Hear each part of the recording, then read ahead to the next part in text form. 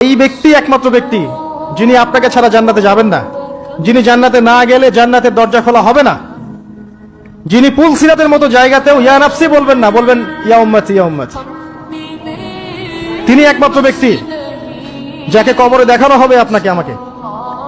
তিনি একমাত্র ব্যক্তি যিনি অঝর নয়নে আমার জন্য কেঁদেছেন রাতের বেলা আল্লাহর কাছে, যিনি হাউজে কাউসারে থাকবেন আমাদের জন্য যাতে আমরা পানি পান করতে পারি।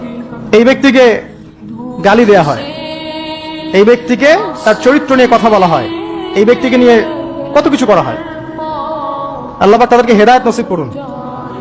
অথচ এই ব্যক্তি মুহাম্মদ সাল্লাল্লাহু আলাইহি ওয়াসাল্লাম বলেছেন, কাশ আমি যদি আমার ভাইদেরকে দেখতে পেতাম। সাহাবীরা বলতেন, ইয়া রাসূলুল্লাহ আমরা কি আপনার ভাই নই? নবীজি বলতেন সাল্লাল্লাহু আলাইহি ওয়াসাল্লাম, তোমরা আমার সাহাবী, আমার ভাই তারা যারা আমার পরে তোমাদের পরে আসবে, যারা আমাকে না দেখে ঈমান নিয়ে আসবে। আমরা হচ্ছে তার ভাই।